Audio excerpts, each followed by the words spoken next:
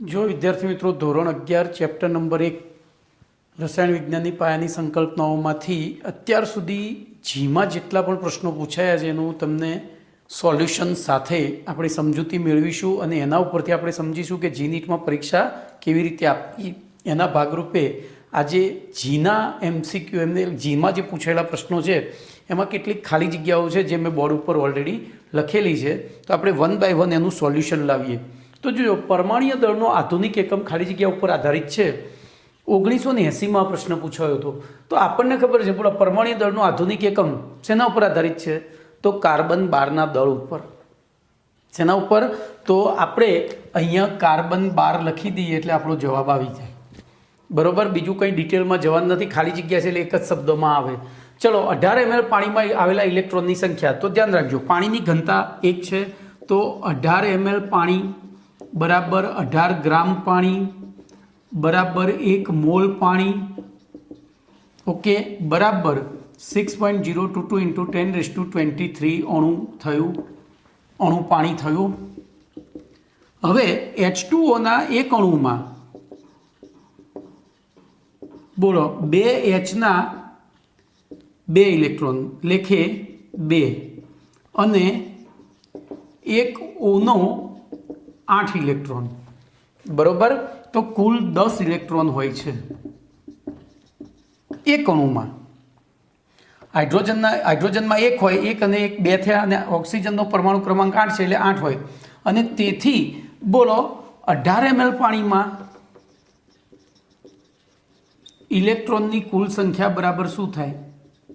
કહો, જવાબ આપો. તો આને 10 વડે ગુણી દેવાના. કેટલા વડે ગુણી દેવાના? 10 વડે ગુણી દેવાના. તો જવાબ શું થાય? 10⁻24 થઈ જાય, જે 23 છે એની જગ્યાએ. તો આપણો જવાબ થાય 6.022 × 10⁻24. ચલો, એવી રીતે ત્રીજો પ્રશ્ન છે, ત્રીજી ખાલી જગ્યા જ છે, જે આપણે આ રીતે, આ એક પ્રકારના એમસીક્યુ છે પણ આમાં ઓપ્શન નથી આપ્યા. બોલો, 30 ગ્રામ પર મોલ આણ્વીય દળ ધરાવતા ક્ષારના 3 ગ્રામને 250. જો આમાં ગણતરી ના કરવી હોય તો એ થઈ જાય.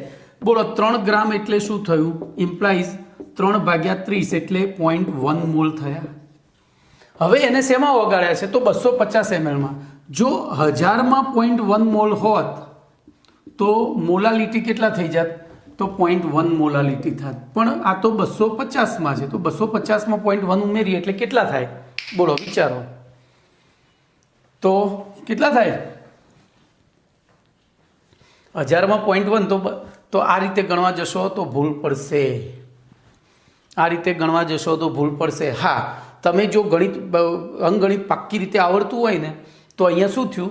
આપણે 1000માં 0.1 ઉમેર્યા હોત તો 1 મોલર થાત. તો 250માં 0.1 ઉમેરીએ છીએ એટલે શું થયું? દ્રાવ્ય ઓછું થયું, વ્યસ્ત પ્રમાણનો નિયમ થયો. અને અહીંયા ગણતરી આ રીતે થાય, 1000 × 0.1 ભાગ્યા 250 થાય, ચોકડી ગુણાકાર ના થાય. અને અહીંયા તો જવાબ 4.4 થાય. કેટલો થાય? ચલો, આપણે એવું નથી કરવું, આપણે સીધું મોલાલિટીનું સૂત્ર મૂકવું છે. તો 1000 × W2 ની જગ્યાએ સીધું સૂત્રમાં કિંમત મૂકીએ તો 1000 × W2 3 છેદમાં બોલો 30 અને 250. બોલો, આ જ વસ્તુ આવી ગઈ. આ 4 અને આ 0.1 બરાબર 0.4. કેટલી થાય? તો 0.4 મોલર થશે. કેટલું થશે? ખબર પડી? તો અહીંયા જવાબ આવશે 0.4 મોલર. ચલો, એના પછી આગળ જઈએ. બોલો, એના પછીનો પ્રશ્ન વિચારો. તો CuSO4ના 1 × 10⁻22 અણુઓનું દળ. તો આપણને ખબર છે કે 6.022 × 10⁻23 અણુઓનું દળ બરાબર આણ્વીય દળ થાય. તો આપણે આનું આણ્વીય દળ શોધી કાઢીએ. બોલો, કોપરનું આણ્વીય દળ કેટલું છે? તો કોપરનું 63 વત્તા સલ્ફરનું તો 16×2 = 32. અરે, સલ્ફરનું 16, સોરી, બરોબર. પછી તો ઓક્સિજનનું બોલો 16×4 = 64. અરે, એક મિનિટ, અહીંયા 16×2 = 32 જ આવશે. પેલું 32 વત્તા 64 વત્તા 5 H2O છે તો 18×5 = 90. બોલો, સરવાળો કરો તો કેટલો થાય છે? તો સરવાળો તમારો 249 ગ્રામ થશે. કેટલો? 249 ગ્રામ.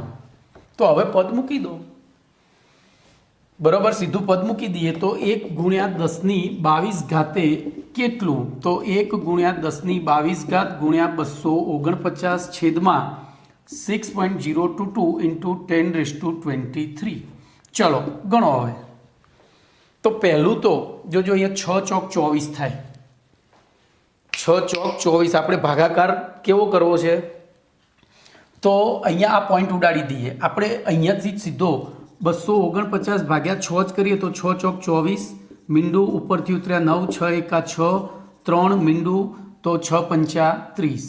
બોલો, તો જવાબ તમારો હવે આ મીંડું ઉપર ગયું એટલે કેટલું થયું, તો 4.15 ગુણ્યા 10⁻1 ઘાત ઉપર ગઈ ને, એટલે કે 415 ગ્રામ, અરે 415 ગ્રામ કેટલું થશે, ખબર પડી કે ના પડી?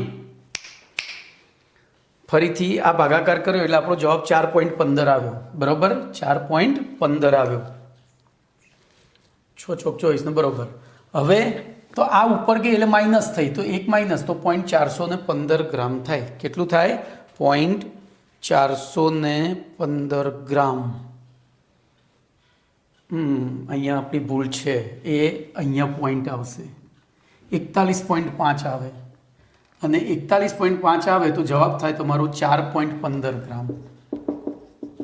ઓકે, ચલો એના પછી જોઈએ તો આ પ્રશ્ન સરસ છે, આમાંથી એક બીજો MCQ મળે છે, બીજો કયો, તો નીચેના પૈકી કયું સંયોજન અતિ સુવાહક છે, તો YBA2CU3O7।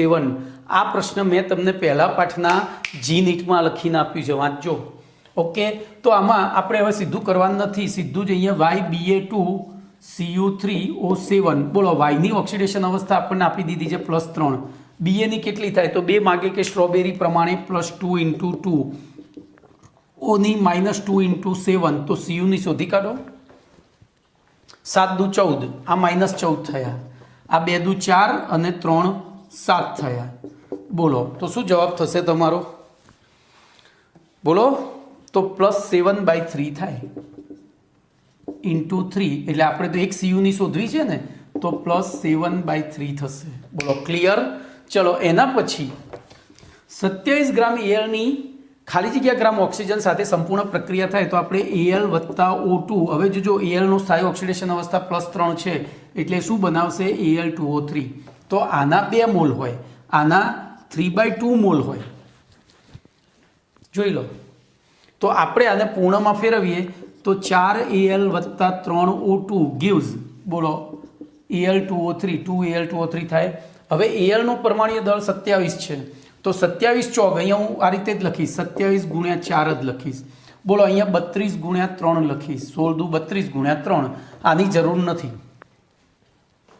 તો 27 × 4 આટલાની જરૂર પડે, તો 27 ગ્રામે કેટલાની જરૂર પડે, તો આપણે પદ મૂકીએ 27 × 32 × 3 ભાગ્યા 27 × 4, 27 ઉડી ગયા, 8 ચોક 32, તો 8 તરી 24 ગ્રામ ઓક્સિજનની જરૂર પડે। બોલો, કેટલા ગ્રામ? તો આવી ઝડપથી જવાબ આપતા શીખવાનું છે। ઓકે, જો એના પછી MCQ નંબર 7 છે, એક સંયોજનમાં N અને O નું દળથી પ્રમાણ 28 ગ્રામ અને 80 ગ્રામ હોય તો તેનું આણ્વીય દળ શોધો। બોલો, આણ્વીય દળ શોધવાનું, 1 મિનિટ, આણ્વીય સૂત્ર મેં દળ લખ્યું છે ભૂલથી, સૂત્ર, તો આણ્વીય સૂત્ર શોધો। ચલો ધ્યાન અહીંયા રાખજો, આમાં શું કરીશું, તો આવો દાખલો પૂછાય એટલે કશું કરવાનું નહીં, N ની સંખ્યા બરાબર N નું દળ ભાગ્યા N નું પરમાણ્વીય દળ। બોલો, તો 28 ભાગ્યા N નું પરમાણ્વીય દળ 14 છે એટલે 2। એવી રીતે O ની સંખ્યા બરાબર N નું દળ, અરે O નું દળ ભાગ્યા O નું પરમાણ્વીય દળ। બોલો, તો O નું દળ 80 ભાગ્યા 16, તો 5, એટલે કે N 2 છે અને O 5 છે, તો જવાબ આપણો N2O5। બોલો, કમ્પ્લીટ, ક્લિયર? તો એના પછી પ્રશ્ન નંબર 8 છે, નીચેના પૈકી કયા જથ્થામાં સૌથી વધુ અણુ આવેલા હોય છે? આવો એક પ્રશ્ન આપણે નીટમાં પણ ભણી ગયા હતા અને આવા બહુ પૂછાય છે આ પાઠમાંથી, 1979માં પૂછાયેલો છે। તો આપણે દરેકની મોલ સંખ્યા શોધી કાઢવાની। બોલો, મોલ બરાબર શું છે, દળ ભાગ્યા આણ્વીય દળ.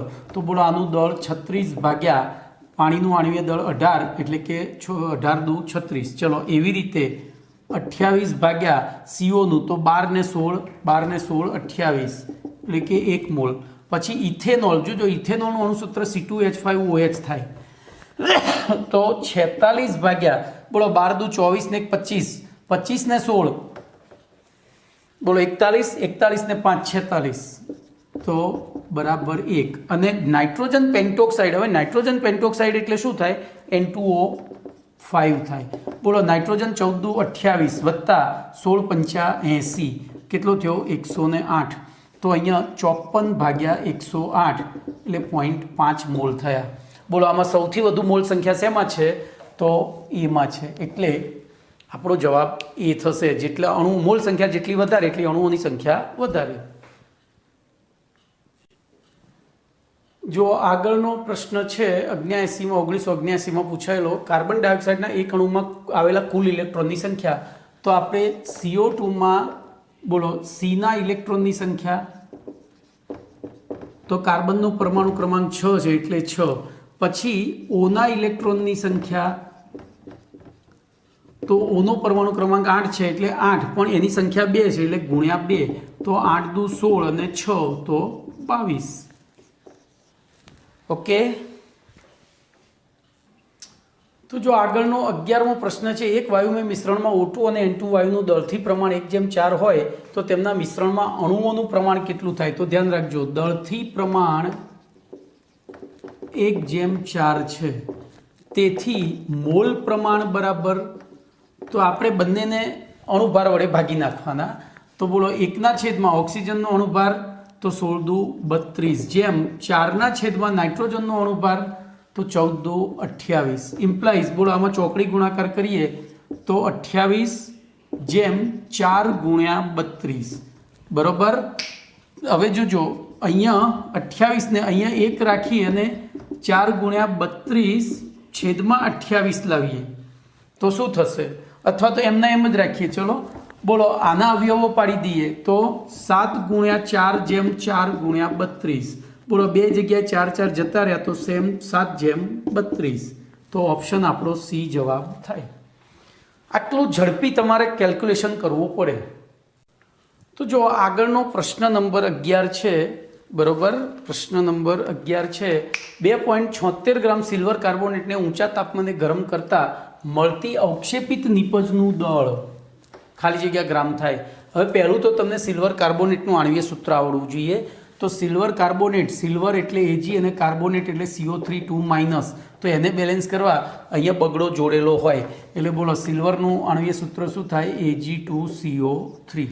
હવે એને ગરમ કરીએ, બોલો એનું વિઘટન થાય તો આમાંથી પહેલું AgO અને CO2 વાયુ મુક્ત થાય. આ CO2 વાયુ વાતાવરણમાં જતો રહે, આ CO2 વાયુ વાતાવરણમાં Ag2O મારી ભૂલ થઈ, Ag2O અને CO2 વાતાવરણમાં જતો રહે.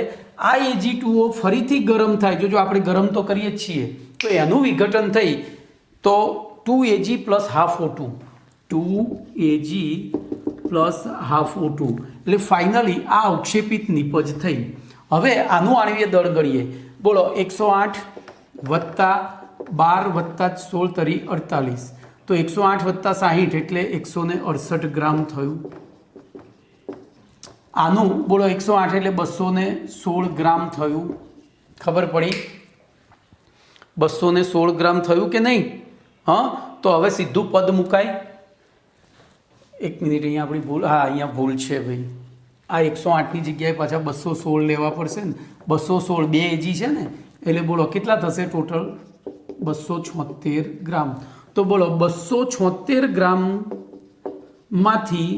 216 ગ્રામ, તો 2.76 ગ્રામમાંથી બોલો 2.16 ગ્રામ આન્સર. છેદે ઉડાડવાના નથી બરોબર, સીધું જ પોઈન્ટ ઉપર ચાલી જવાનું છે. ઓકે ચલો એના પછી પ્રશ્ન નંબર 12 છે, જે 1980માં પૂછાયેલો છે. KMnO4નું આણ્વીય દળ m હોય તો અને KMnO4માંથી K2MnO4 રૂપાંતરણ પ્રક્રિયામાં KMnO4નો તુલ્યભાર કેટલો?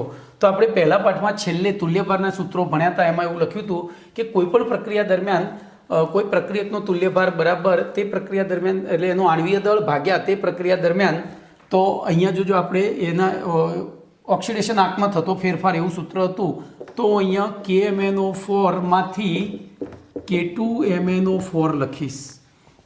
બોલો આનો ઓક્સિડેશન આંક શોધીશ તો +1 -2 × 4 તો આ +7 થશે. એવી રીતે અહીંયા પણ +1 × 2 -2 × 4 તો +6 થશે. આમ ઓક્સિડેશન આંકમાં થતો ફેરફાર બરાબર બોલો કેટલો થાય, તો 7 હતો એમાંથી 6 થયો એટલે 1 જ. અને તેથી બોલો તુલ્યભાર બરાબર આણ્વીય દળ ભાગ્યા ઓક્સિડેશન આંકમાં થતો ફેરફાર, એટલે કે m/1 બરાબર m. તો જવાબ આવી બરાબર. બોલો અહીંયા ખાલી MnO4 બનતું હોત તો, અરે MnO2 બનતું હોત તો, બોલો આપણે પ્રશ્ન થોડો ટ્વિસ્ટ કરીએ. તમને આ રહ્યો હવે ના પૂછાય, અહીંયાથી ખાલી MnO2 કરી નાખે તો અહીંયા ઓક્સિડેશન આંક કેટલો થયો જુઓ તો +4 થયો. તો ફેરફાર 4 7માંથી 4 એટલે કેટલાનો ફેરફાર થયો 3નો, તો અહીંયા ભાગ્યા 3 લખવા પડે. તો ત્યાં જવાબ થાય આ. ધારો કે MnO જ બનતો હોય તો MnO બનતો હોય ત્યારે ઓક્સિડેશન આંક +2 થઈ જાય. ફેરફાર થયો 5નો, 7માંથી 2 એટલે 5, તો અહીંયા થઈ જાય m/5. ખબર પડી? એને ઓપ્શન પહેલેથી આપી રાખ્યા છે, આપણે જવાબો આપણે પ્રશ્ન વિચારી રાખવાનો છે. ઓકે, તો અહીંયા તમારો પ્રશ્ન નંબર 12 પૂરો. તો જો એના પછી 13મો પ્રશ્ન છે જે 1981માં પૂછાયેલો છે. 0.50 મોલ BaCl2 નું 0.20 મોલ Na3PO4 સાથે મિશ્ર કરવામાં આવે તો ઉત્પન્ન થતા Ba3PO4 ટ્વાઇસના મહત્તમ મોલ. તો જો તમને અહીંયા આખી પ્રક્રિયા કહી દીધી, તો આપણે પહેલી પ્રક્રિયા લખીશું BaCl2 plus Na3PO4 gives Ba3PO4 twice. બોલો આમાંથી શું ગયું? Ba ગયો ને આમાંથી PO4, તો વધ્યું શું? NaCl. તો અહીંયા પાછું લખવું પડે NaCl. ચલો હવે આ પ્રક્રિયાને સંતુલિત કરો. તો બોલો અહીંયા Ba3 છે તો અહીંયા Ba3 કરવા પડશે. અહીંયા PO4 ટ્વાઇસ છે તો અહીંયા 2 કરવા પડશે. જોજો આપણે આને ધ્યાનમાં રાખીને કર્યું. તો હવે Cl કેટલા થયા? 3 દુ 6 અને Na કેટલા થયા? 3 દુ 6. તો અહીંયા છગડો મૂકી દઉં. હવે બોલો સૈદ્ધાંતિક મોલ તો 3 2 1 અને 6 લખાય. ચલો પછી લીધેલું દળ, બોલો લીધેલું દળ કેટલું છે? સોરી મોલ જ છે, અહીંયા આપણે મોલથી જ મતલબ લેવાનો છે. બોલો લીધેલા મોલ તો BaCl2 ના 0.50 મોલ છે, Na3PO4 ના 0.20 મોલ છે. તો આ કેટલા એવું પૂછ્યું છે. તો આવા પ્રશ્નમાં સૌથી પહેલાં તમારે LR નક્કી કરવો પડે. તો LR કઈ રીતે નક્કી કરવાનો? આના ઉપરથી. આ 3 2 વપરાય તો 0.5 કેટલા વપરાય? જોજો 3 2 તો 0.5 કેટલા? તો 0.5 × 2/3 એટલે કે 3.33 સોરી 0.33 હોવા જોઈએ. આ કેટલા મોલ હોવા જોઈએ? 0.33, પણ છે કેટલા? 0.20. એટલે આ થયો LR, આ થયો ER. ખબર પડી? પહેલાં LR ER નક્કી કરવો પડે. ફરીથી સમજો, જ્યારે પણ આવો પ્રશ્ન પૂછાય ત્યારે તમે અહીંયાથી ગણતરી સૈદ્ધાંતિક મોલ અને લીધેલા મોલ ઉપરથી LR શોધી કાઢવાનો. દાખલા તરીકે આના મોલ અહીંયા 0.33 આવ્યા, આપણે 0.5 × 2 એટલે 10 પેલા 1 થયા, 1/3 એટલે 0.33 થયા. ધારો કે અહીંયા 0.40 મોલ લીધા હોત એટલે કે જરૂર કરતાં વધારે લઈએ તો એ ER થાય. તો એ વખતે આ ER હોય. જો જવાબ આ વધારે આના કરતાં ઓછો આવ્યો તો આ ER થાત ને આ LR થાત. અને પછી ગણતરી કોના સંદર્ભમાં કરાય? તો LRના સંદર્ભમાં. તો ગણતરી કોના સંદર્ભમાં કરાય? LRના. તો 2 મોલે 1 મોલ તો 0.2 કેટલા? તો 0.2. સીધો જ જવાબ. ખબર પડી? આ રીતે ગણતરી કરવાની છે. ઓકે, સોરી ભાઈ મારી ભૂલ થઈ ઉતાવળમાં. 2 એ 1 તો 0.2 એ 0.1 આવે. મારી ભૂલ થઈ અહીંયા. તો આપણો જવાબ આ નહીં થાય. શું થશે? આ થશે. ઓકે,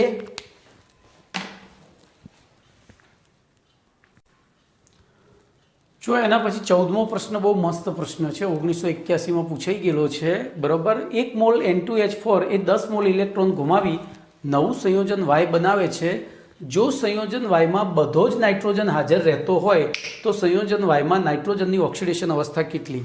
તો ધ્યાન રાખજો, આપણે અહીંયા પ્રક્રિયા લખીએ N2H4 પ્લસ gives, ધ્યાનથી હોય એક જ સેન્ટેન્સમાં જવાબ છે, લોકો બહુ ગભરાઈ જાય છે આમાં. gives y વત્તા બોલો 10 મોલ ઇલેક્ટ્રોન ગુમાવ્યા છે, તો અહીંયા 10 મોલ ઇલેક્ટ્રોન એને ગુમાવ્યા. બોલો અહીંયા n એમના એમ હાજર રહે છે, તો આમાં આ વાયમાં N2 તો છે જ, આપણે એવું ધારીને ચાલવાનું. બોલો આ N2 નો ઓક્સિડેશન આંક કેટલો છે? તો +1 × 4, તો અહીંયા -2 × 2 થાય, બરોબર. બોલો હવે અહીંથી એટલે આપણે જોજો, તમે રેડોક્સ પાર્ટ ભણશો ને એટલે આ પ્રશ્ન આવડશે. તો બોલો કુલ ઓક્સિડેશન આંક કેટલો થયો? તો -4. બોલો એમાં 10 દૂર થયા એટલે કે 10 ઉમેરીએ, 10 દૂર થયા એટલે 10 વીજભાર ઉમેરીએ, તો આમાં +10 ઉમેરીએ એટલે શું થાય? બોલો પ્લસ વીજભાર ઉમેરીએ 10 એટલે અહીંયા કેટલો થઈ ગયો એનો વીજભાર? તો +6 થઈ ગયો. અને +6 થયો તો એ તો 2 નાઇટ્રોજનનો થયો, તો +3 × 2 થયો. ખબર પડી? સમજ્યા? અહીંયા હાઇડ્રોજનનો ઓક્સિડેશન આંક બદલાય નહીં, કારણ કે હાઇડ્રોજન તો કેમિસ્ટ્રી જગતનું બચુડિયું છે, એટલે એ ના લખીને ના પણ આપે, લખીને આપેલું હોય છે ઘણી વખત કે ભાઈ હાઇડ્રોજનનો ઓક્સિડેશન આંક બદલાતો નથી, પણ મેં નથી લખ્યું, તો આપણે જાતે સમજવાનું કે આમાં હાઇડ્રોજન તો +1 નો 1 જ રહે છે. તો આપણે ચેન્જ શેમાં થયો છે? ખાલી આમાં જ. તો -4 માંથી +6 થયો, કારણ કે 10 ઇલેક્ટ્રોન આપણે શું કર્યા? તો -10 ઇલેક્ટ્રોન દૂર થયા. તો 10 ઇલેક્ટ્રોન દૂર થાય એટલે બોલો -4 હતો તો 10 ધન વીજભાર વધે, એટલે કે +10 ધન વીજભાર વધે. અને 10 વીજભાર વધે તો -4 થી +6 થાય. એ +6 કોનો થયો? ટોટલ N2 નો. તો એમાંથી આપણે એક N નો ગણીએ તો +3, તો જવાબ +3 થાય. બોલો ક્લિયર? બોલો 15મો પ્રશ્ન, CH2O માં C નો ઓક્સિડેશન આંક કેટલો છે? CH2O માં તો આપણે રેડોક્સમાં શીખ્યા હતા એ પ્રમાણે જ શોધવાનો. બોલો ધાતુ H ફોક્સ પ્રમાણે આમાં કોઈ ધાતુ છે નહીં, તો પહેલો H નો મૂક્યો +1 × 2, પછી F નથી, O નો મૂક્યો -2, તો બેનો સરવાળો થઈને એ ટોટલ 0 થવા જોઈએ, તો આ જ 0 થઈ ગયો, તો બોલો આનો 0. એકદમ સહેલમ સહેલી રીત. ઓકે, જો એના પછી પ્રશ્ન નંબર 16 લખ્યો છે, 1 મોલર દ્રાવણ એ છે કે જેમાં 1 મોલ દ્રાવ્ય પદાર્થ, તો હવે આપણે કશું કરવાનું નહીં, 1 મોલર દ્રાવણની વ્યાખ્યા લખવાની. તો 1000 ગ્રામ અથવા 1 કિલોગ્રામ દ્રાવકમાં 1 મોલ અથવા તો 1 ગ્રામ મોલ, જો અહીંયા ઘણું બધું લખાય છે, 1 ગ્રામ મોલ અથવા 1 ગ્રામ આણ્વીય દળ, 1 ગ્રામ આણ્વીય દળ ધરાવતો દ્રાવ્ય પદાર્થ ઓગળેલો હોય તો તેવા દ્રાવણને 1 મોલર દ્રાવણ કહે છે. તો આમાંથી MCQ કાઢ્યો છે, તમે જોઈ શકો છો. તમે કન્ફ્યુઝ થઈ જાઓ તો આવું આવે ને ત્યારે વ્યાખ્યા લખી દેવાની. તો જો 1000 ગ્રામ અથવા 1 કિલોગ્રામ દ્રાવક છે, ખાસ ધ્યાન રાખજો. મોલરમાં દ્રાવક આવે, મોલરમાં અહીંયા દ્રાવણ આવે, અને એ વખતે આ 1 લિટર થઈ જાય, આ ml અથવા 1 લિટર થઈ જાય. તો બોલો જવાબ શું સાચો થશે? એ. શું સાચો થશે? એ. ઓકે, જો હવે આ પ્રશ્ન છે, પહેલા પાઠનો ગણી શકાય, પછી રેડોક્સનો ગણી શકાય, બરોબર, પણ આમાં આધાર લીધો છે 12મા ધોરણના 7મા પાઠનો, બરોબર. ત્યાં તમારે આ NO3 - આયનની પરખ કસોટી, વલય કસોટી ભણવાની આવે છે. કેમેસ્ટ્રીના MCQ અઘરા પડવાનું કારણ આ જ છે. એક MCQ 4 ચેપ્ટરમાંથી ભેગો કરીને બનાવ્યો હોય, અને આપણે 4 ચેપ્ટરનું નોલેજ ભેગું કરીને એપ્લાય કરવું પડે. બીજા વિષયોમાં એવું ના થાય. પણ જો આખું કેમિસ્ટ્રી વખત આવડી ગયું ને તો સમજો તમે દુનિયામાં ક્યાંય પાછા નહીં પડો. ગમે એવો MCQ હશે તમે જવાબ આપી શકશો. અને એના માટે 11મું પાક્કું કરો. 11મું બહુ જ મહત્ત્વનું છે. તો જોઈએ અહીંયા Fe, પછી H2O5, પછી NO અને પછી SO4 છે, બરોબર. હવે આ બધાનો કુલ ઓક્સિડેશન આંક 0 છે, ધ્યાન રાખજો. એમાં આપણે પહેલાં બધા લિગેન્ડ અને ઋણ આયનનો મૂકવો પડે. તો પાણીનો 0x5 એનો અહીંયા આનું નામ જોજો. એ નામ તમે 11મા ધોરણના 8મા પાઠમાં ભણશો. આનું નામ થાય પેન્ટા એક્વા નાઇટ્રોસોનિયમ. નાઇટ્રોસોનિયમ આયન 1 સલ્ફેટ છે. આ 1 એટલે આયનની ઓક્સિડેશન અવસ્થા જ છે, પણ મારે તમને શીખવાડવી છે. તો બોલો આની +1 હોય છે. કેમ? તો નિયમ તમે 11મા ધોરણના 12મા પાઠમાં વસ્તુ શીખશો. આ રહીએ નિયમ અને નિયન, મ અને ન. તો જોજો અહીંયા નિયમ છે.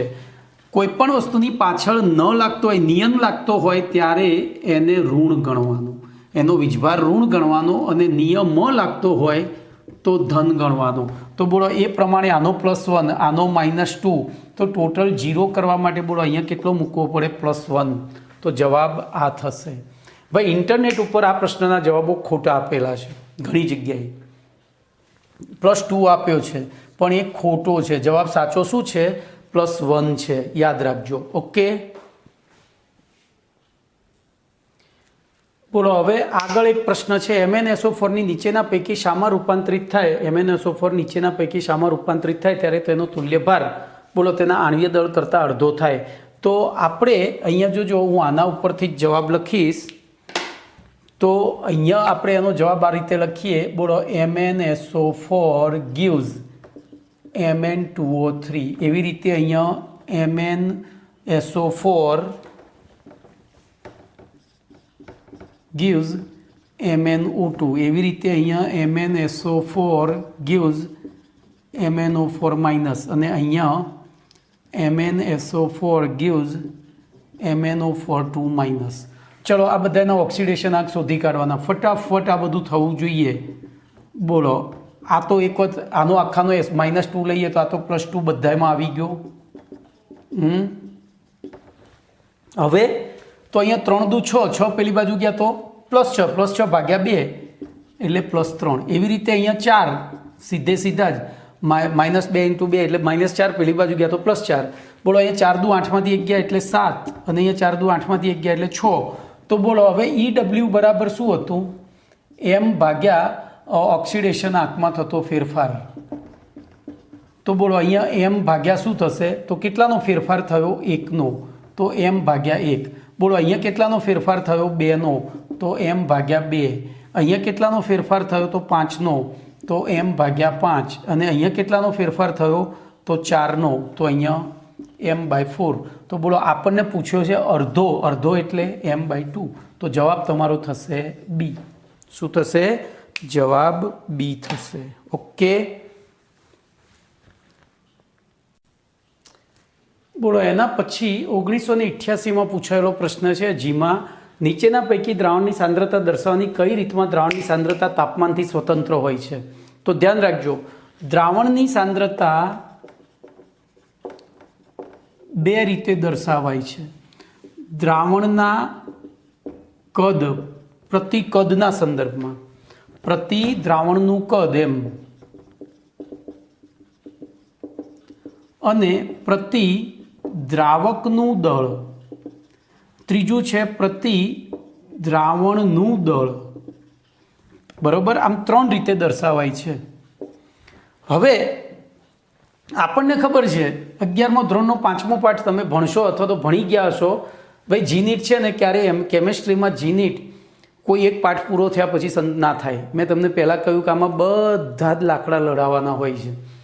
તો એમાં આપણે ભણી ગયા દ્રવ્યમાં PVNT, બરોબર, PVNT, એમાંથી વીણાએ વીટીમાંથી ચા પીતી ગાય જોઈ, વી ઉપર પીએ બોલ નાખ્યો. એ પ્રમાણે P અને V એ T ઉપર આધારિત છે. P અને V એટલે કે દબાણ અને કદ શેની ઉપર આધારિત છે? તાપમાન ઉપર. તો આમાંથી જેનો એકમમાં કદ આવતું હશે તો આનો એકમ થાય મોલ પર લિટર. બોલો આનો એકમ થાય તુલ્ય ભાર અથવા તો તુલ્યાંક પર લિટર થાય. આનું તુલ્યાંક પર લિટર. આનો સૂત્રાંક એટલે સૂત્રભાર પ્રતિ લિટર છે. અને આનો મોલ પ્રતિ કિલોગ્રામ છે. બોલો જવાબ મળી ગયો. તો આ બે તાપમાન ઉપર આધારિત છે. તો આ બધામાં જુઓ કદ આવે છે, કદ અને દબાણ તાપમાન ઉપર આધારિત છે. આમાં કદ આવે છે એટલે તાપમાનના ફેરફાર સાથે એ બદલાશે, પણ આમાં ક્યાંય કદ કે દબાણ આવતું નથી. તો આપણો જવાબ થશે મોલાલિટી. કમ્પ્લેટ. આટલું જ વિચારવાનું છે, એમ ગણતરી જ કરવાની મગજમાં. બોલો એના પછી પ્રશ્ન નંબર 20, BaH2PO2 માં ફોસ્ફરસનો ઓક્સિડેશન આંક. તો આવું આવે ને જ્યારે, ત્યારે તમારે શું કરવાનું, એનું વિસ્તૃતીકરણ કરી દેવાનું. તો જોજો Ba વત્તા 2 દુ 4H વત્તા 2P વત્તા 4O અને એ બધાના ઓક્સિડેશન આંકનો સરવાળો કેવો થવો જોઈએ? 0. હવે આપણને ખબર છે ધાતુ H ફોક્સ પ્રમાણે પહેલો ઓક્સિડેશન આંક કોનો મુકાય? તો ધાતુનો. તો ધાતુ બેરિયમ છે. પછી Hનો મુકાય તો બોલો અહીંયા થશે 4+1. પછી Oનો મુકાય તો 2P એમના એમ રહેવા દીધા. બોલો 4(-2 બરાબર 0. તો 2 વત્તા 4 વત્તા 2P -8 બરાબર 0. તેથી 2P બોલો -2 બરાબર 0. તો P બરાબર 2P બરાબર -2 અને +2 તો P બરાબર +1. કેટલો થાય? P બરાબર +1. તો અહીંયા જવાબ છે જ. ઓકે. ચલો એના પછીનો પ્રશ્ન 21મો પ્રશ્ન, BaO2 ની મંદ H2SO4 સાથેની પ્રક્રિયા દ્વારા પ્રાપ્ત થતી નિપજમાં સૌથી વધુ વિદ્યુતરણ, જોજો એ નિપજોમાં, સોરી અહીંયા નિપજોમાં સૌથી વધુ વિદ્યુતરણ તત્વની ઓક્સિડેશન અવસ્થાઓ ખાલી જગ્યા હોય છે. હવે આ પ્રશ્ન તો 11મા ધોરણના 9મા ચેપ્ટરનો આધાર લીધો છે. 11મા ધોરણમાં 9મું અને 8મું બેને કમ્બાઈન કર્યા છે. તો ધ્યાન રાખજો, BaO2 પ્લસ મંદ H2SO4 gives BaSO4 અને H2O2. તો 9મું ચેપ્ટર હાઇડ્રોજનમાં હાઇડ્રોજન પેરોક્સાઇડની બનાવટની રીત છે. આ રીએ એ આપણને યાદ રહેવી જોઈએ, એ આપણને યાદ રહેવી જોઈએ. તો MCQ આવડે. તો BaO2 એ મંદ H2SO4 સાથે પ્રક્રિયા કરી. હવે એમાં જો વધુ વિદ્યુતઋણ પરમાણુ અહીંયા કયો છે? તો ઓક્સિજન છે. અહીંયા કયો છે? તો ઓક્સિજન જ છે. તો આપણે એ બેની ઓક્સિડેશન અવસ્થાઓ શોધવાની છે. એ બેની ઓક્સિડેશન અવસ્થાઓ શોધવાની છે. ધ્યાન એ રાખજો. બોલો Ba નો +2 હોય, ઓક્સિજન. હવે ધાતુ H ફોક્સ પ્રમાણે જ જવાનું તમારે. બોલો આનો કેટલો થયો? -2 × 4. હવે એવી રીતે અહીંયા +1, પહેલું ધાતુ નથી, H મૂક્યો +1, તો આનો કેટલો થાય? -2. અહીંયા આ +6 થાય. જોજો આપણે ધાતુ H ફોક્સ પ્રમાણે જ જવાનું. તો મેં તમને ગેરંટી હું આપું છું કે તમારો 1,00,000 સંયોજનોના ઓક્સિડેશન આંક શોધશો ને તો કદાચ એકાદો ખોટો પડશે ને, એ પણ તમારી ભૂલના કારણે, મારી ટ્રીકના કારણે નહીં, તમારી ભૂલના કારણે ખોટો પડશે. તો જોઈએ. તો અહીંયા પહેલો ધાતુ, તો ધાતુઓમાં લીના કે રૂબી સાથે ફરવા જાય 2 માગે કે સ્ટ્રોબેરી હાલ. તો બીજા સમૂહની છે +2 મૂક્યું. ચલો ધાતુ પછી H નથી તો Oનો મૂક્યો -2 × 4. ટોટલ સરવાળો કેટલો થવો જોઈએ? 0, કારણ કે અહીંયા કોઈ વીજભાર નથી. તો -8માંથી પ્લસ ગયા એટલે +6 થયા. ચલો અહીંયા ધાતુ નથી, Hનો મૂક્યો +1 × 2. તો બોલો હવે ઓનો મૂકવાનો નહીં, ઓનો શોધવાનો. તો સરવાળો 0 થવો જોઈએ. તો એ પેલી બાજુ ગયા તો -2 ને 2 વડે ભાગવા પડશે, કારણ કે 2 O છે. તો બોલો તમારો જવાબ શું આવ્યો? -2 અને -1. તો બોલો જવાબ આ પણ હોઈ શકે અને આ પણ હોઈ શકે. કેમ? બોલો કેમ આ 2 હોઈ શકે? તો કોઈ વિદ્યાર્થી આ રીતે પ્રક્રિયા લખે ને કોઈ આ રીતે લખે, H2O2 + BaSO4. તો એ વખતે આ -2 થયો ને આ -1 થયો. તો 2 સાચા છે. તો 1991માં આ પ્રશ્નમાં 2 વિકલ્પ આપ્યા હતા, બરોબર, પણ એમાં સાચો આને ગણ્યો હતો, બરોબર. તો આપણે બુદ્ધિ ચલાવવાની, ત્યાં 2 ટપકા કરવાના, 2 કરવાના. આવું લાગે ને તો 2 કરવાના, એટલે તમને માર્ક્સ મળી જાય. એ તો બીજા દિવસે પેપરમાં આવી જાય કે ભાઈ આ પ્રશ્નમાં લોચો છે. તો અહીંયા 2 જવાબો સાચા હતા આ પ્રશ્નમાં. ચલો એના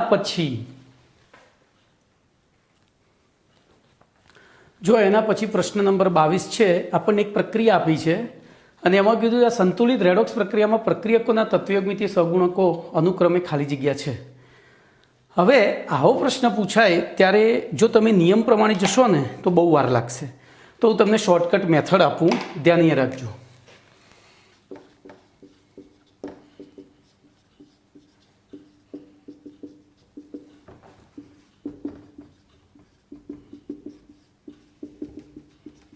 બરોબર, અહીંયા પહેલો એ લખવાનું, એના સહગુણકો લખવાના 2, 5 અને 16. હવે એને બેલેન્સ કરવા બોલો, અહીંયા mn 2 થયા તો mn 2 લખ્યા, c 5 થયા, 5 દુ 10 તો અહીંયા 10 કરવા 10 લખ્યા, h 6 થયા તો અહીંયા 8 લખ્યા. હવે ચેક કરવાનું કે બેલેન્સ થઈ ગયું. તો બોલો અહીંયા તો આપણે ઓ ખાલી જોજો, mn 2 ઓ તો 4 5 20 ને 4 24 તો 10 દુ 20, 20 ના 8 28 થયા. સોરી, મારી ભૂલ થઈ. 5 ચોક 20 ના 8 28 થયા, ખબર પડી. 5 ચોક 20 અને 4 દુ 8 28 તો 10 દુ 20 ના 8 28. બોલો ઓ થઈ ગયા. પછી સી લઈએ તો 5 દુ 10 તો 5 દુ 10 થઈ ગયા. h 16 તો 16 થઈ ગયા. તો આમાં સંતુલન થયું. ચલો બી લઈએ, ભલે જવાબ આવી ગયો તો હું તમને શીખવાડવા માટે. બોલો 16, 5 અને 2 લખીએ તો mn 16 થયા, અહીંયા 16 લખ્યા, mn 16 કરવા. પછી સી 5 દુ 10 થયા તો અહીંયા 10 લખ્યા. h 2 થયા તો અહીંયા એક જ લખવાનું, કારણ કે 2h છે. હવે ખાલી કોનું બેલેન્સિંગ જોવાનું, તમે mn c અને h નું તો કરી દીધું છે, તો ખાલી ઓનું જ જોવાનું ને. ઓનું થતું હોય તો જવાબ સાચો, નહીંતર ખોટું. તો જોજો, ઓ 16 ચોક 64, 64 ને 20 84 થયા તો અહીંયા 10 દુ 20 જ થયા. બોલો ના થયું. કમ્પ્લીટ. ચલો સી લઈએ તો સીમાં 5, 16 અને 2, બરોબર, 5, 16 અને 2. તો બોલો mn ની આગળ અહીંયા 5 મૂકીશું, c2 અહીંયા 8 મૂકીશું. 8 દુ 16 દુ 32 છે ને, તો અહીંયા 32 મૂકવા પડશે. જોજો 16 દુ 32 અને h તો એક જ મૂકવાનો. તો હવે ઓનું બેલેન્સિંગ જુઓ તો ઓ અહીંયા 16 ચોક 64 ને 4 5 20 84 થયા. અહીંયા 32 દુ 64 અને આ તો થતા જ નથી, તો આ પણ ગયું. ડી જુઓ તો ડીમાં 2, 16 અને 5 છે. બોલો mn 2 મૂકવા પડશે. 16 અહીંયા 16 દુ 32 મૂકવા પડશે, કારણ કે 16 દુ 32 થયા. અને અહીંયા 5 છે તો 5/2 H2O લખવા પડે. હવે ઓનું બેલેન્સિંગ કરો, ઓનું બેલેન્સિંગ કરો તો 16 ચોક 64, 64 ને 8 બોલો 72. તો આ બાજુ 32 દુ 64, 64 ને 18 તો નથી થતા, તો આ પણ નહીં. તો બોલો આપણો જવાબ શું થશે? એ. શું થશે? એ થશે. તો આવી રીતે શોર્ટકટ મારીને જવાબ લાવી દેવાનો, બરોબર. તો આ ખરેખર પહેલા પાઠનો પ્રશ્ન છે. હવે જો આવું જ્યારે પણ હોય, ઓક્સિજનયુક્ત સંયોજનની નોર્માલિટી પૂછ્યું હોય ને, ત્યારે એનું લુઈસ બંધારણ દોરવાનું. તો બોલો પીની બાહ્યતમ કક્ષામાં 5 ઇલેક્ટ્રોન તો 5 દિશામાં ગોઠવ્યા. બોલો હવે વધુ વિદ્યુતઋણ પરમાણુ ઓક્સિજન, તો ઓક્સિજન પોતાની વિદ્યુતઋણતાનો ફાયદો ઉઠાવી અને આ રીતે પહેલાં 2 ઇલેક્ટ્રોન તો લઈ જ લેશે એક ઓક્સિજન. હવે કેટલા ઓક્સિજન વધ્યા?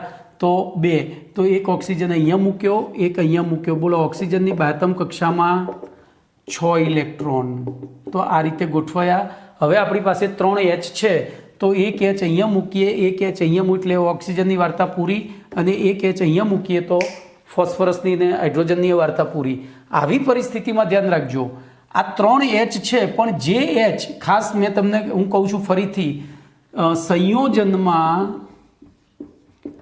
જે H O અને X એટલે બળદ, OX એટલે કે બળદ સાથે જોડાયેલો હોય,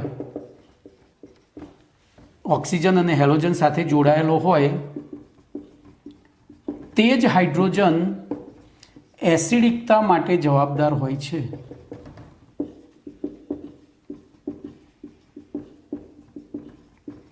બરોબર. એક્સ એટલે હેલોજન, હેલોજનમાં ફૂલ કલી બહાર આવી બધા આવે. તો બોલો આમાં આ 2 જ એસિડિકતા માટે જવાબદાર છે. તો એની બેઝિકતા કેટલી થશે? જે એસિડિકતા માટે જવાબદાર જેટલા હાઇડ્રોજન હોય એટલી બેઝિકતા થાય. હવે બેઝિકતા 2 થઈ. જોજો, તેથી H3PO3 ની બેઝિકતા બરાબર 2. જોજો અહીંયા હું તમને એકદમ ડિટેલમાં લઈ જાઉં છું. બોલો નોર્માલિટી બરાબર 1000 × W2 અપોન EW2 × V હતું. મોલારિટી બરાબર 1000 × W2 અપોન MW2 × V હતું. બોલો અહીંયા હું N/M કરું, ભાગાકાર કરું તો 1000 W2 V ઉડી ગયા. તો બોલો એનના છેદમાં EW2 છે, પેલાના છેદમાં, તો અહીંયા શું થઈ જશે? MW2/EW2 થાય. પણ આપણને ખબર છે અહીંયા EW2, આના માટે EW2 એની બેઝિકતા 2 છે એટલે શું લખાય? MW2/2 લખાય. તો આ ઉડી ગયા અને છેદમાં ઉપર 2 થઈ ગયા. તો n બરાબર શું થાય? 2m થાય. શું થાય? n બરાબર 2m. તો આપણને મોલારિટી આપી છે. બોલો મોલારિટી કેટલી આપી છે? મોલારિટી 3 આપી છે. તો n બરાબર 2 ગુણ્યા 0.3 બરાબર 0.6. તો જવાબ ડી થાય. શું થાય? જવાબ ડી થાય. ઓકે, ચલો એના પછીનો પ્રશ્ન 24મો જે 1999માં પૂછાયેલો છે, S8 S2 F2 અને H2Sમાં સલ્ફરના ઓક્સિડેશન આંક. તો જો S8 વાંઢો છે, બીજો કોઈ પરમાણુ 8 સલ્ફર જ જોડાયેલા છે. તો રેડોક્સમાં તમે શીખ્યા છો અથવા શીખશો. જોજો હું એટલા માટે આવા શબ્દો વાપરું છું કે તમે આ લેક્ચર ક્યારે જુઓ છો એની ઉપર ડિપેન્ડ કરે છે. તમે આ લેક્ચર ક્યારે જુઓ છો એની ઉપર ડિપેન્ડ કરે. અને જી નીટમાં મેં કહ્યું એમ કે કોઈ એક પાઠ ઉપર આધારિત કેમેસ્ટ્રીમાં પ્રશ્ન નીકળતા નથી. એટલે આપણે બધું જ સાથે ચાલી. તો વાંઢો છે એટલે 0 × 8 એટલે કે 0. ચલો S2F2 બરાબર S2F2. તો આમાં ધાતુ H ફોક્સ પ્રમાણે બોલો પહેલો Fનો લખાય -1 × 2. બોલો સરવાળો કેટલો થવો જોઈએ? 0. તો અહીંયા શું લખવું પડે? +1 × 2. તો બોલો આમાં સલ્ફરનો ઓક્સિડેશન આંક થયો તો 0, આમાં થયો +1. ચલો એવી રીતે H2S. તો ધાતુ H ફોક્સ પ્રમાણે પહેલો હાઇડ્રોજનનો મૂક્યો તો આનો થાય -2 કારણ કે સરવાળો થવો જોઈએ 0. તો બોલો અંતિમ ઓક્સિડેશન H2Sમાં એનો -2 થયો. તો અનુક્રમે શું થયા જુઓ તો 0 +1 -2. એવો ઓપ્શન 0 +1 -2 એ જ છે. જોઈ લો કમ્પ્લીટ. તો અહીંયા તમારો 24મો પ્રશ્ન પણ પૂરો. ચલો એના પછી પ્રશ્ન નંબર 20. બોલો પ્રશ્ન નંબર 25 લખવામાં ભૂલ થઈ. બરોબર. બોલો એમાં આપણને એવું કીધું છે નીચેનામાંથી એવો અણુ કે આયન શોધો કે જેમાં +6 ઓક્સિડેશન અવસ્થા ધરાવતો પરમાણુ આવેલો હોય. આ 2000ની સાલમાં પૂછાઈ ગયેલો પ્રશ્ન છે. તો આપણે બધાના ઓક્સિડેશન આંક શોધી કાઢીએ. હવે જોજો આ પ્રશ્ન 11મા ધોરણનો 8મો પાઠ અને 12મા ધોરણનો 8મો અને 9મો આ 3માંથી કાઢેલો પ્રશ્ન છે. બરોબર. જો આ 11મા ધોરણના 8મા પાઠનું સંયોજન છે, આ 2 9મા પાઠના છે અને આ 8મા પાઠનું સંયોજન છે. ઇવન આ સંયોજન 12મા ધોરણના 13મા 14મા પાઠમાં આવે છે. એટલે આવું છે ભાઈ, મારા હાથમાં કશું નથી. એટલે જી નીટ ચલાવવું, કેમેસ્ટ્રીની અંદર જી નીટ ચલાવવું તો તમને આખું એન્ટાયર કેમેસ્ટ્રી આવડતું હોય ત્યારે આવડે. તો આપણે પ્રયત્ન કરીએ કે ભાઈ બધું કરીએ. ચલો આમાં ધાતુ H ફોક્સ પ્રમાણે -2 × 4 મૂકીએ. બોલો સરવાળો -1 થવો જોઈએ. તો અહીંયા કેટલા લખવા પડશે? +7. એવી રીતે આ CNનું ઓક્સિડેશન આંક -6 છે, -1 છે. બોલો સરવાળો કેટલો થવો જોઈએ? -3 કારણ કે વીજભાર -3 છે. તો મારે અહીંયા કેટલા મૂકવા પડશે? +3 મૂકવા પડે. એવી રીતે બોલો Fનો પણ -1 × 6 ને સરવાળો કેટલો થવો જોઈએ? -2. તો બોલો NIના કેટલા મૂકવા પડે મારે? તો 6 પેલી બાજુ ગયા એટલે પ્લસ થઈ ગયા તો 4. અને અહીંયા હવે મૂકીએ. બોલો તો ધાતુ H ફોક્સ પ્રમાણે જઈએ તો ધાતુ ક્રોમિયમ ધાતુ નથી, ક્રોમિયમ સંક્રાંતિ ધાતુ છે. જોજો તો એ પ્રમાણે આપણે અહીંયા મૂકીએ તો પહેલો ઓનો -2 × 2, પછી -1 × 2 અને સરવાળો કેટલો થવો જોઈએ? 0. તો આ બેનો થઈને સરવાળો કેટલો થયો? -4 વત્તા -2 એટલે -6 થયો. તો બોલો આ +6 થવો જોઈએ. તો બોલો આમાંથી કઈ જગ્યાએ +6 વાળી નિપજ છે? તો અહીંયા છે. તો જવાબ આપણો શું થશે? ડી. શું થશે? ડી. કમ્પ્લીટ. તો જોજો હવે પ્રશ્ન number 26. 3ClO - aqueous gives ClO3 - aqueous + 2Cl - aqueous એ કઈ પ્રક્રિયાનું ઉદાહરણ છે? 2001માં પૂછાયો હતો. તો અહીંયા ધ્યાન રાખજો 3ClO - gives ClO3 - + 2Cl - આમાં ઓક્સિડેશન આંક શોધીએ એટલે આપણને જવાબ મળી જશે. ઓક્સિડેશન આંક શોધીએ. બોલો શું થશે? તો પહેલો ધાતુ H ફોક્સ પ્રમાણે બોલો આનો -2 મૂકીએ તો આનો કેટલો થાય? તો -2 પેલી બાજુ ગયા. ધ્યાન રાખજો Cl + O બરાબર -1 મૂકવાનો કારણ કે વીજભાર તો આનો -2 -1 પેલી બાજુ ગયા એટલે +2 થઈ ગયા અહીંથી, તો જવાબ થયો તમારો +1, તો Cl+1 થાય છે.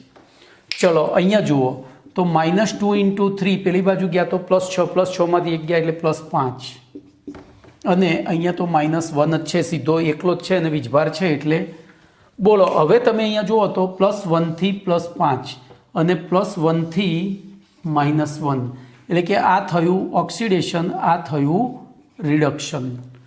કમ્પ્લીટ. ધ્યાન રાખજો. તો આવી પરિસ્થિતિમાં ઓક્સિડેશન, એક જ તત્વનું ઓક્સિડેશન, એક જ તત્વનું રિડક્શન તમે રેડોક્સમાં ભણશો અથવા ભણી ગયા છો. ઓકે, તો રેડોક્સમાં એક જ તત્વનું, કોઈ એક જ પ્રક્રિયકના એક જ તત્વનું ઓક્સિડેશન અને રિડક્શન થતું હોય એવી પ્રક્રિયાને વિષમીકરણ પ્રક્રિયા કહે છે. શું કહે છે? વિષમીકરણ પ્રક્રિયા.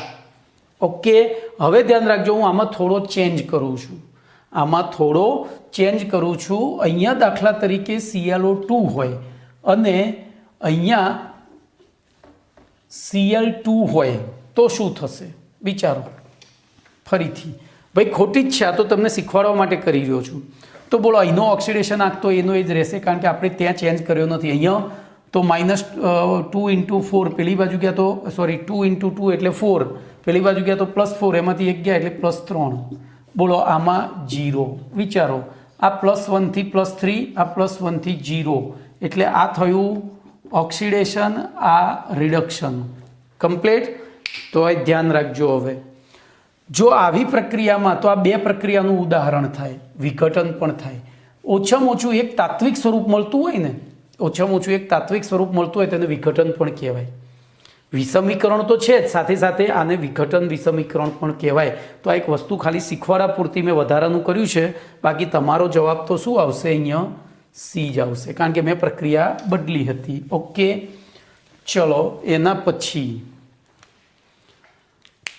તો જુઓ મિત્રો, અહીંયા હું આટલે સુધી રાખું છું. 47 મિનિટમાં મેં 26 પ્રશ્નો ચલાવ્યા છે, એ પણ સમજાવીને. તો જીમાં 40 પૂછાય છે, નીટમાં 30 જ પૂછાય છે. તો તમે વગર સમજે જો થોડી મહેનત કરો ને, એટલે કે મારી જેમ આટલું બધું ના કરવું પડે, તમારે તો ખાલી જાતે જ સમજવાનું છે, બરોબર? વગર સમજાવીને, એટલે મારા કહેવાનો મતલબ એવો હતો, તમારે કોઈને સમજાવવાનું નથી, તમારે તમારા પોતાના માટે કરવાનું છે. તો તમે 40 પ્રશ્નો હું ઈચ્છું છું, હું ગણતરી કરું ને ત્યાં સુધી લગભગ મેક્સિમમ 50 મિનિટમાં પૂરી કરી શકો, બરોબર? ચલો, તો આટલે સુધી રાખીએ, બીજું નેક્સ્ટ લેક્ચરમાં.